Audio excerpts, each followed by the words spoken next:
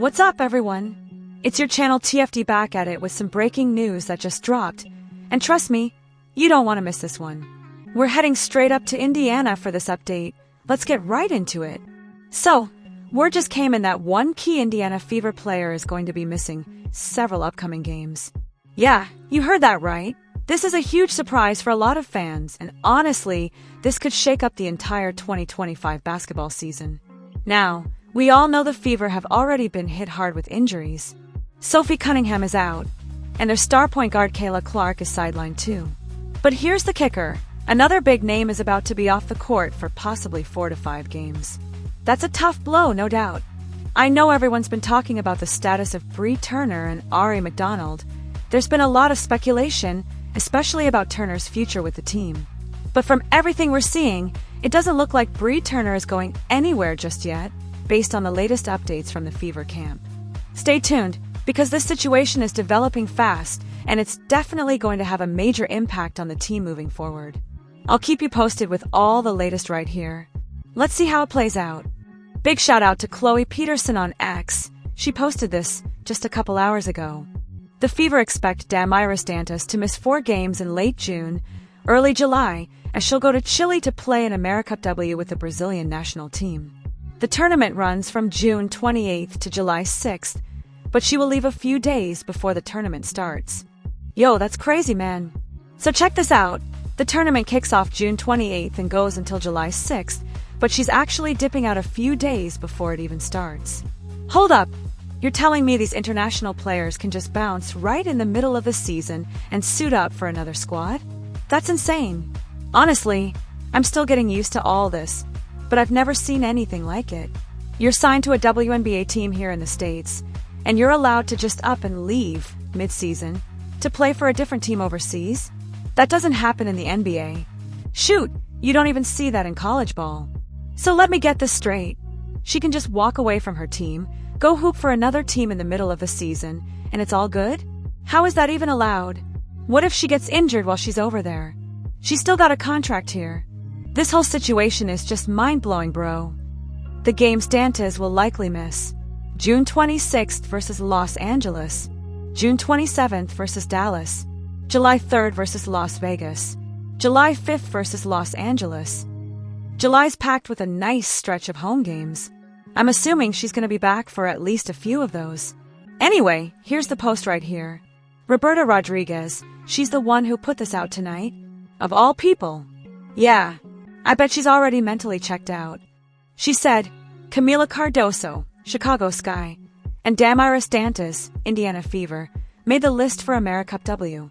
I am being told that they're guaranteed to show up for the competition, which takes place from June 28th to July 6th in Santiago, Chile, and will miss WNBA games during that time. So Camila Cardoso from the Chicago Sky is doing it too? Man, that's wild. They really just get to bounce in the middle of the WNBA season and go play overseas like it's nothing. Look, I'm still new to all this, so maybe this is normal, but honestly, this feels off. It just don't sit right with me. It feels, I don't know, unfair. Like, what about the rest of the team? What about the players grinding every night? And what if she gets hurt over there? Then what? She's still under contract here. Like, bro, that's a serious risk for the player and the team. This whole thing's just kinda eerie, man. Doesn't feel right.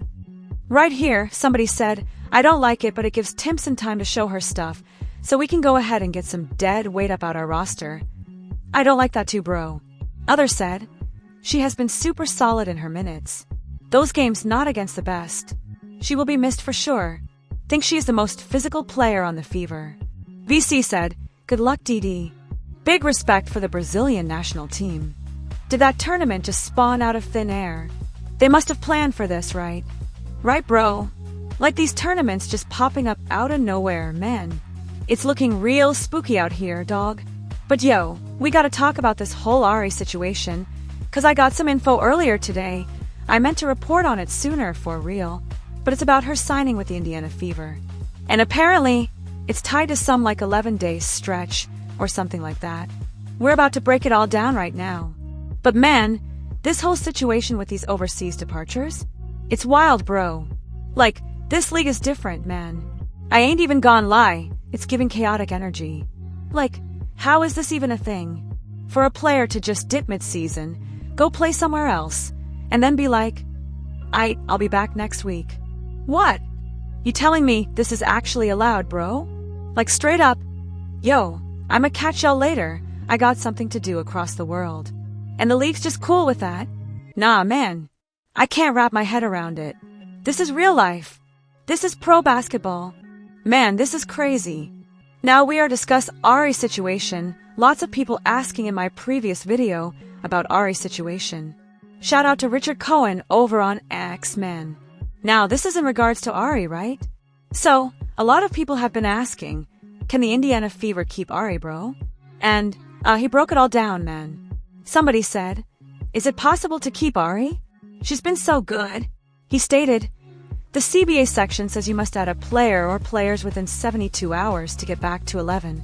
So if you want to, I suppose you could fall even lower than 10 if it's obvious the team still qualifies for hardship. Then somebody else said, there's an assumption here that I'm not seeing.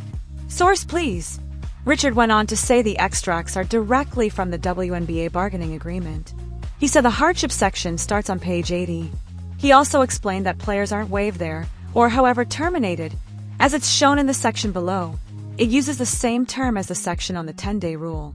He also said, I'm just going by past precedent, but the league has been known to change how they enforce the rule.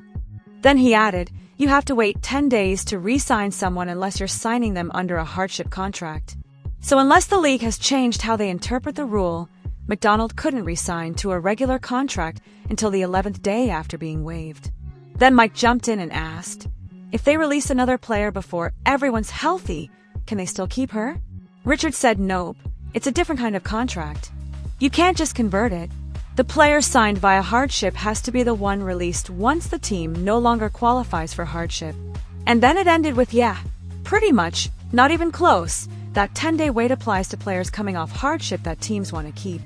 We've seen that rule apply in the past too, unless the league changes it. So basically, man, we got about 10 days from the point she's ruled ineligible before she could be re-signed again. So yeah, man, that's the situation. It's tough, because Ari's been ballin' and making a real impact, but rules are rules. Unless the league steps in and tweaks something, the Fever are gonna have to wait it out. 10 full days. It's a tricky spot, but that's the reality of hardship contracts in the W. Hopefully Indiana finds a way to make it work, because Ari has definitely earned her spot. We'll be watching to see what happens next. Let me know what y'all think. Should the league adjust this rule or nah? Drop it in the comments. Man, I'm telling you, it's feeling real spooky out here in the league right now. Like, weird stuff just keeps happening, bro. You all hop in the comments and let me know what you think about all this. Is it just me, or is this whole situation wild? And hey, make sure them noti bells are on so you don't miss what's coming next. 'Cause trust me, it's getting crazier by the day. Commissioner's Cup Game 1 in the books.